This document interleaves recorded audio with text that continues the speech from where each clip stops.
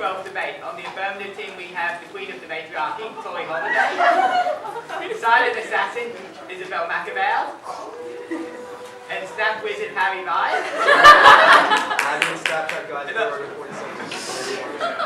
On the negative team, we have the Beast, Mr. Stollard.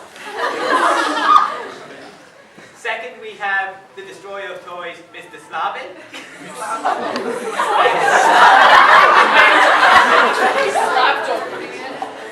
And finally, we have the comic book encyclopedia, DC Queen, and rightful heir to the Kingdom of Macedon, Miss Anna Wallace.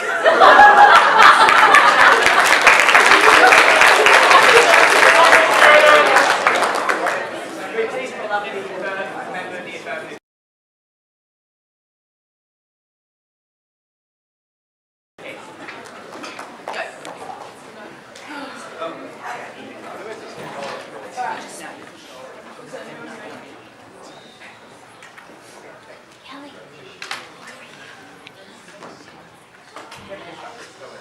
Good afternoon, Mr. Chairman, ladies and gentlemen. The topic for our debate is that superheroes make bad role models. We define a superhero as a person who does heroic deeds and has the ability to do them in a way that a normal person couldn't. So in order to be a superhero, you may need a power that is more exceptional than any power a normal human being could possess, and you need to use this power to accomplish good deeds. We, the affirmative team, believe this statement to be true. Superhero movies have a diversity problem. Why do superpowered genetic mutations select white people almost exclusively? Why? If super soldier serum and weaponized armor allows for heroics regardless of natural strength, are there no strong women? Why is every film superhero heterosexual? All of the box office triumphs by DC and Marvel have starred white, straight male superheroes, and that must change. Today, as first speaker, I'll be talking to you about the sexual objectification of superheroines and how this misrepresentation subsequently constructs a false perception of a role model within society. Our second speaker will be discussing the underrepresentation of diversity within superhero comics, films, and television, as LGBT and racially diverse individuals are frequently absent, ignored, or marginalised. Our third speaker will rebut and destroy the negative team's case whilst beautifully summarising the affirmatives. Superhero comic books have been popular for years, and with this popularity, unfortunately comes the over-sexualising and misrepresentation of female heroes. As more comic book heroes and heroines make their way into film and television, this problem becomes more apparent. Some may argue that times have changed since superhero comics first emerged, and yet the ratio of heroes to heroines remains uneven, with a few female heroes still lacking in character development and costuming. Many of these strong female characters seem to be having trouble escaping worn-out tropes assigned to their gender, while male heroes' popularity soars to new heights with each new character. The issue with the common representation of superheroines is that they are almost always reduced to tropes such as damsel in distress or femme fatale, and are not given enough character to make them seem realistic, but are instead over-sexualized and objectified. The lack of respect given to these characters reflects how real women are viewed. A man can be seen and accepted to superhuman in fiction, while real women struggle to be seen as even human. In order to represent strong female characters, the superhero genre must depart from the tired tropes and be taken seriously first as human beings as well as superheroines. Black Widow's appearance alone attests to the objectification that runs rampant in this genre. Her official costumes have always been skin-tight bodysuits, complete with a revealing V-neck zipper, accenting the character's curves and leaving little to the imagination. While most of the heroes' suits are built around convenience and mobility, covering their whole bodies in flexible materials and/or protective armour, Black Widow continues fighting alongside them in heels and leather. She almost always has pristine hair and makeup, while her teammates are beaten, bloody, sweaty, and dishevelled, as if suggesting that only men can handle a physical fight, or that even if a woman is able to fight, she must not appear to have been. Meanwhile, scenes portraying Black Widow in pain or under pressure include her tied to a chair in a short black dress, or lying directly under Bruce Banner in a suggestive manner. As capable as they are to try to make Black Widow appear, at the end of the day, it is her looks that seem to matter, the preservation of her deadly feminine physique. This stereotype is popular with audiences as long as it can be used to objectify the characters. Once the superheroine accepts and utilises her sexuality, though she is then considered dangerous and is labelled as a tease. Skip to my last comment. So, since the sky's the limit, perhaps we can get sexism up and away from the superhero genre. So, Mr. Chairman and members of the audience, in conclusion, we believe that the misrepresentation of female heroines provides a false premise regarding the definition of a role model. By catering to the male gaze, society's perception of a superheroine is biased and does not accurately contribute to the reality of women's discourse. No female heroine can be expected to fill the criterion of a good role model, as they are continuously marginalised and sexually objectified. Thus, all superheroes are bad role models, as they either are ostracised or ostracised.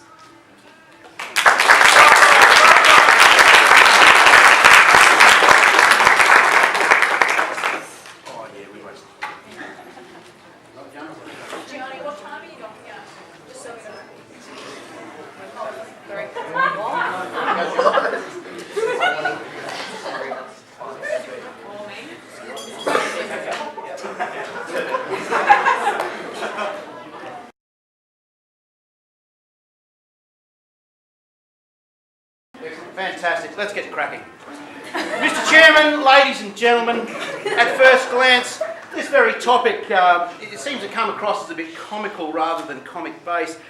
But in reflection, we, the side of truth, justice and all things good in this world, cannot treat this topic with the same disdain and flippancy as the Teen Spitans over here. They are trying to subtly convince you good people that you cannot be more than ordinary, that your gifts and talents can never be super. They're trying to discourage you from being able to dream, to wonder, and find inspiration in fiction. Lend us your ears, noble Unitarianisms, and hear the truth of these words. Superheroes encourage the hero within us to emerge and do good. Tori. We're going to miss you, Tori. It's like losing one holiday and yet strangely gaining another.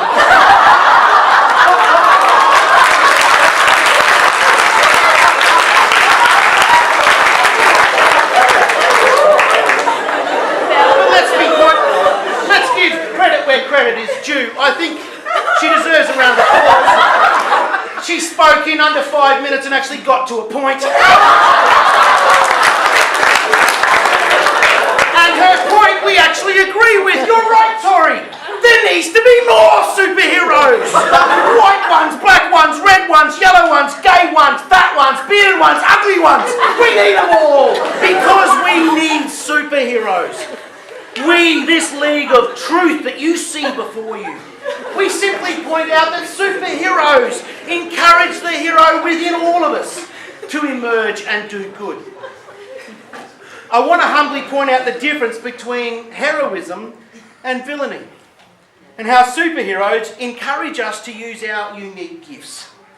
The mild-mannered Mr. Slavin, without changing in a phone booth, will blast away the corruption of concrete that they seek to construct with the mere use of his voice, and show you that superheroes have always been needed as the ideal for human aspirations. And then our very own Wonder Wallace, with the use of her golden lasso, will extract the truth from this whole debate without damaging her "I just came out of the salon" hairstyle. Even an incredible bulk such as myself, entering the Marvel universe, can tell the difference between the hero and the villain. Yes, both have costumes. Yes, both have unusual names and unique gifts. Yet it is their choice to act, not their costumes, names and powers, that determine whether they are heroes. Remember the wise words of Professor Dumbledore. It is our choices, Harry, that show what we truly are, far more than our abilities. These naysayers are trying to convince you that the truth, wisdom and inspiration should not come from fictional sources. Yet we see within superheroes sacrifice instead of selfish ambition, humility instead of power and fame, honour in the presence of harsh criticism, and ridicule instead of popularity seeking. Do they inspire me? You bet they do. In fact, they inspire us all. We don't emulate their powers. No superhero in the Marvel Universe tells another superhero, you've got to do what I do. They encourage you to use their unique gifts and encourage you to use yours.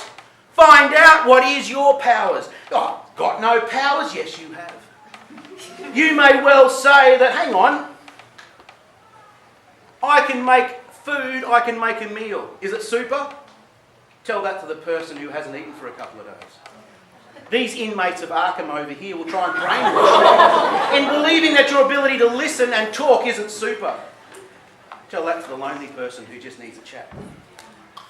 This axis of evil will try and mislead you into believe that when you can do for others is not super. Well, we tell you it's quite the opposite. You are extraordinary. You are super and heroic because you use what you have to do good. Superheroes encourage the hero.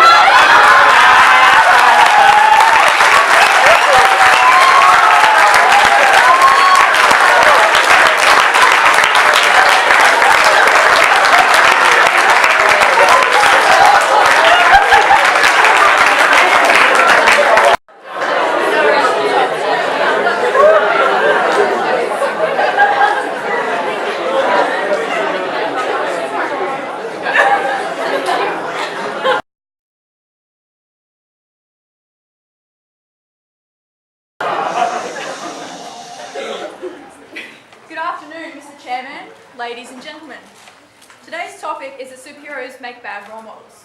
We, the affirmative team, believe this statement to be unequivocally correct.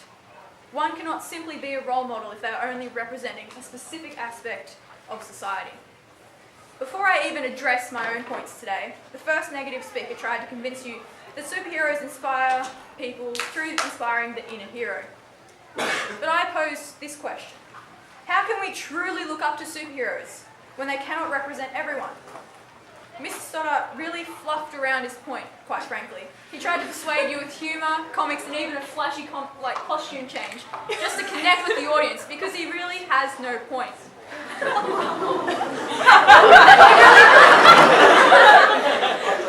You can talk about inspiring people, but inspiration is a personal thing. What inspires one person cannot be said to inspire others. Anyone can be inspired, and that is simply not enough.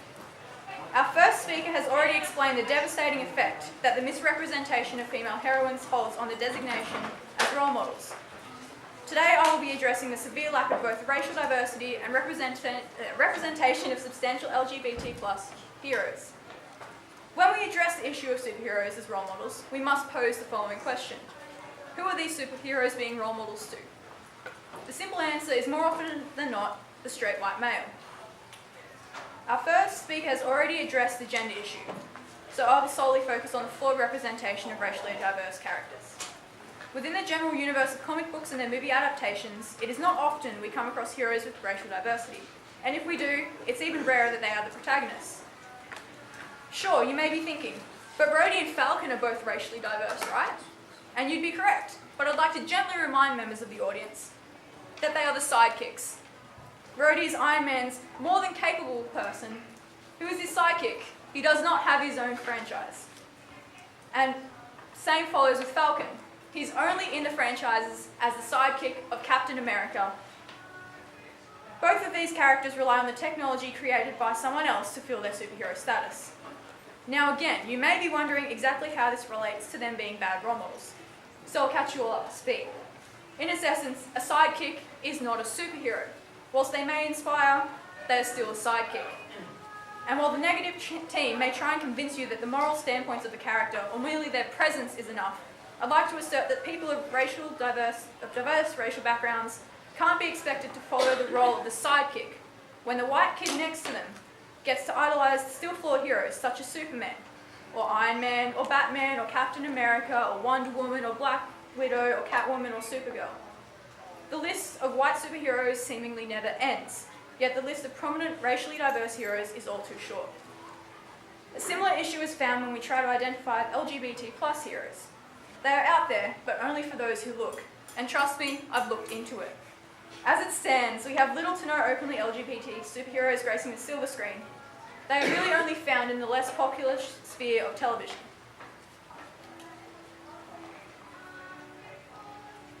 Even rarer so, they depict healthy relationships. How can this representation stand to be one of guidance to LGBT youth who are already struggling with accepting their own identity?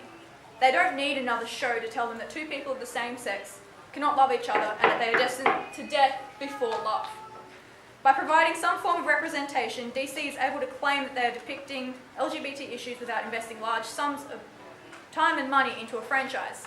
Because ultimately, sex sells, and the introduction of gay characters that do not cater to the male gaze is simply not worth it in the eyes of the rich white men in Hollywood.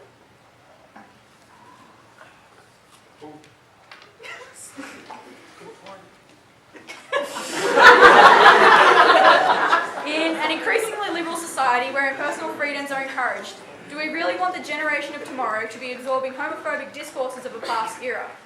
These are not the role models that I nor anyone should be advocating for. So, Chairman and members of the audience, in conclusion, the severe lack of racial diversity and of accurate and substantial LGBT characters and heroes evidences the notion that superheroes make bad role models. The number of racially diverse characters is greatly outweighed by those of white superheroes and of LGBT superheroes. No one should have to deal with being second best or having to deal with no representation at all. The vilification and homophobia within superhero television and film is appalling. Therefore, the position of the affirmative team is clear. Superheroes do not make good role models. How can they when they can't act as role models for all involved in a positive manner? Thank you.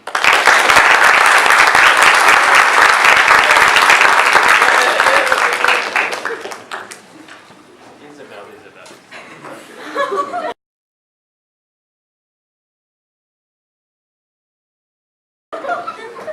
I'll start with responses to Isabel and Tori's points in terms of rebuttal. First, the idea of gender and race as an issue here, I just don't see it. Wonder Woman, is she not lesbian? Is the Dark Knight Batman possibly not gay? How do we know?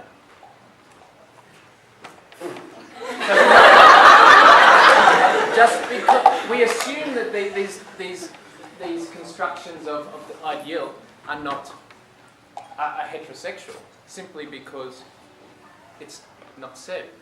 But if we apply a criteria that could be, do they have a partner? No. Okay, there's a question. Do they hang out with a mixture of the opposite and same sex? Probably not. He hangs out with Rob. So I think, and we can't really make that point in terms of they apply only to a heterosexual market. The second point is, I think you're applying a lens of Western ethnocentrism to your argument when you're looking at this, because you haven't considered superheroes from other contexts. What about Astro Boy? He's a perfect representation of the fallible, the not fully yet developed, the idealistic, that can change the world from a very vulnerable position. And he's not a white male, white adult from a Western background. On the race card, I think Halle Berry looked great as Catwoman. Is she not African American? Is she supported by anyone in that? No, she doesn't have a psyche. Is she a psyche? No, I don't think so. No. So I just don't get the point here. And with the point that you made, Isabel, about role models as only to a specific demographic, if you ask my children, I would say that they definitely would love superheroes. They have their own superheroes. If I asked the room, I'm sure I would get and canvass a vast majority of people who have some sort of affection to a particular superhero. So they tick the adolescent box. As an adult myself, coming from personal experience, I love Batman. So I don't think that that argument really holds much weight. on your other point about having to be part of the represented group in terms to follow. I asked this question. Can Mandela be a role model in a superhero-like way if you're not? Can Kathy Freeman not represent the ideals of the Aboriginal community if you're not an Olympian nor Aboriginal? Can Jesus Christ be a role model to you if you're not Jewish?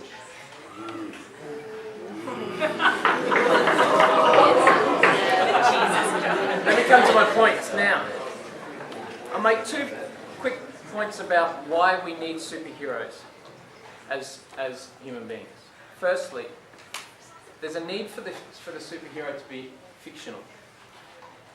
We need the ideal to be a construct from humanity that can't be tarnished. We can't tarnish it with the ideas of the human, because it needs to represent what is human, but it's unachievable and it's aspirational by that human. So if we make it anthropomorphic, and Harry, just for your, that means human. If we make it this way, we straight away lose its effectiveness in the inspirational and idealistic influence that it has on our younger folk, our adolescent folk, and our adults. The second point, we as humans have constructed myths for the last 200,000 years. Ever since we've evolved, it's what separates us from other genus or species within our genus. That's other animals and other sorts of animals. It helps us make order from chaos. It collectively allows us to aspire to something better. It gives us the idea of a better future. It allows us to understand that there is hope in what's coming next. These guys here would have us ask these guys the question, are they saying we haven't evolved yet? Are we still unimaginable, unable to construct something that may be illusional to them, or delusional, depending on who you're talking to? But they will have us think that we are just a bunch of monkeys still hanging from trees. Cool bananas?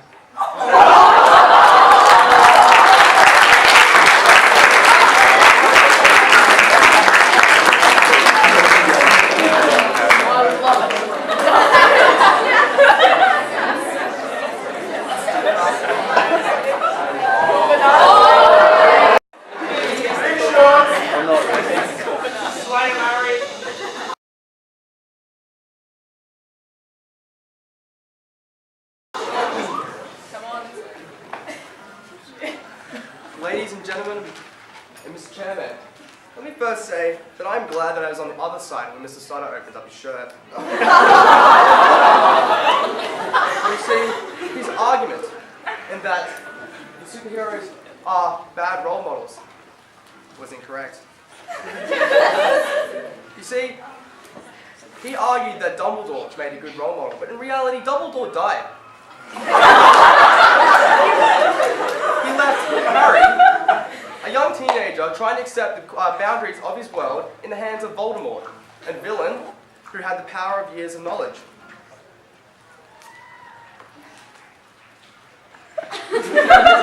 He argues that to be a superhero is to inspire others to do good in this world and to make a change. However, You're not flustered. oh, Because unlike Harry Potter, Dumbledore left him with the ability to actually carry on. I see a successful well.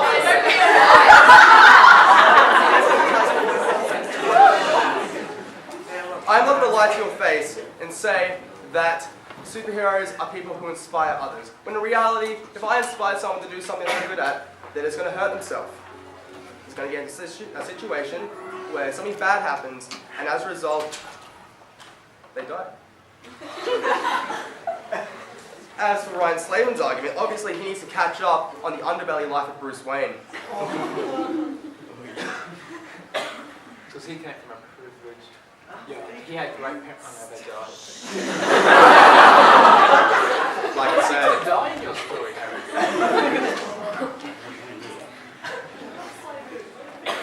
Mr. Slavin argues that characters such as Wonder Woman and Catwoman Ladies and gentlemen, white archaic male over here.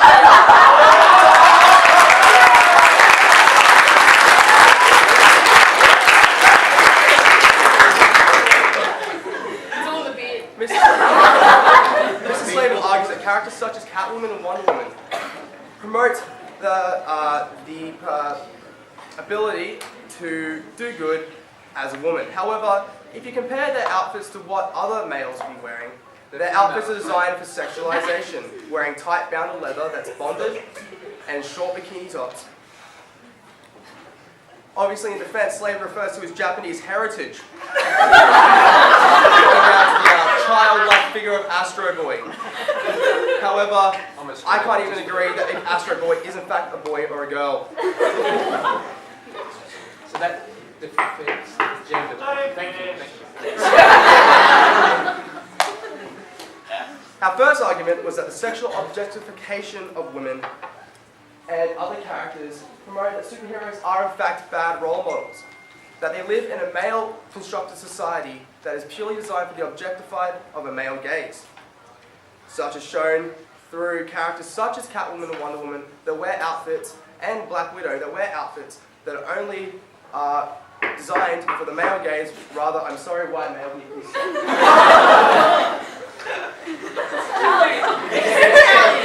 You've had your trophies and get your next one tomorrow. It's my turn next. Stop oppressing me. I'll take you to ride Ryan Slavin's motorcycle.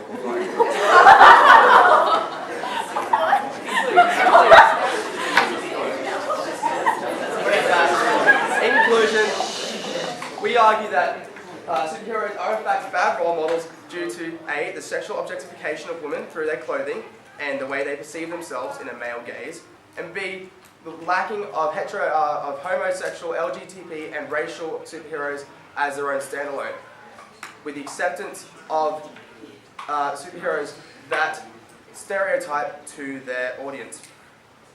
Thank you.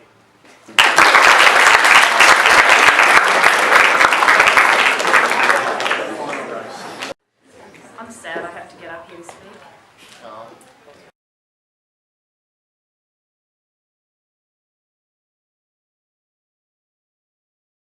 I'm sad that these upstarts here even think they have an argument.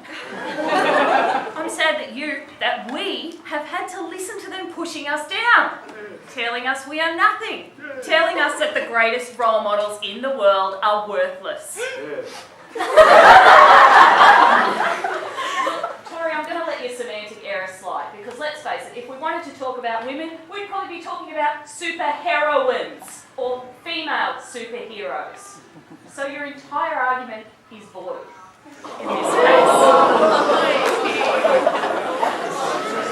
However, you want to talk about over-sexualization? What's over-sexualized? All superheroes, male and female, wear skin-tight clothing. All superheroes have different types of powers, whether they're male or female. And female superheroes demonstrate to us that they don't have to live, get married to live happily ever after. Like Wonder Woman, Storm, Jean Grey, there are many others.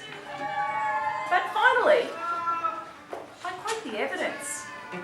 There are no longitudinal studies that have actually proven that this so-called over-sexualization of female superheroes has any kind of impact on viewers. And Wonder Woman wears less armour than all of the other superheroes. Wonder Woman fights in high-heeled boots. Surely that means she's more powerful and more skillful? Yeah, but isn't she some context of So we put that gender card to the side. It doesn't exist for us in our argument. It doesn't work for us at all. And then it got even more ridiculous, because Belle got up and started to talk about lack of diversity and then didn't even consider superheroes from any other culture.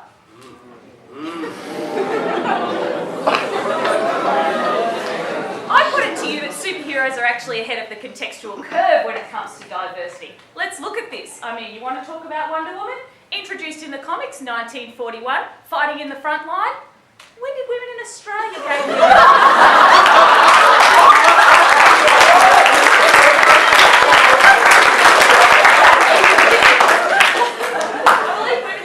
gain the ability to fight in the front line in 2013. I believe in the USA it was this year. Girlfriend. Let's talk about the Black Panther, who was introduced in 1961, 1 year before the political party of the Black Panthers, who could have been said to have inspired that movement. Let's talk about Green Arrow's HIV storyline before HIV was actually a mainstream word. Let's talk about Sandman in 1989, tackling homosexuality and feminism before those were mainstream words. I think we'll find this diversity issue you've dreamed up here doesn't really exist. So let's look at what we've told you. Superheroes are the role models we need. Stuart's got up there. He told us superheroes by definition are good. If they're not good, then they become a villain. They must therefore be a good role model. He then showed us that superheroes inspire us to use all of our abilities for good. And then the Slaven destroyed the affirmative argument with his intellect. Superheroes are the heroes we need because they can't be tarnished the way human heroes can. If we don't have that inspiration, that fictional beacon lighting the way, we, as humans, will fail. Furthermore, it is part of our very humanness that we create these inspirations for ourselves. If we don't think superheroes are good role models, we're denying our very humanity. Haven't we evolved further than that? So I say to you all, don't listen to these naysayers, these villainous, conforming yes men. Buy the t-shirt. Put the sticker on your laptop. Embrace the primary colours. Be inspired. Because that's what superheroes do for us. They tap into the heart of our humanness and show us just how brilliant and extraordinary we are. It's clear we're on the side of truth, justice and freedom. So join us.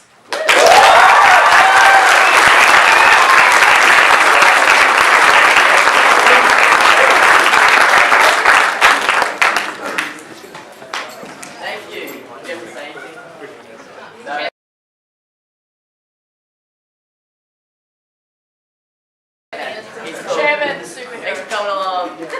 That was a really good debate. It was pretty even all the way through. Content wise, sorry.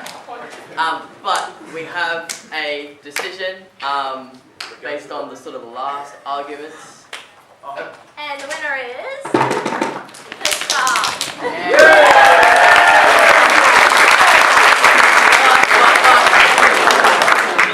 I would like to let you leave with a closing remark. The abilities of superheroes often very closely mirror the effectiveness of the supervillains. Why don't supervillains inspire us? And what makes them bad? Yes.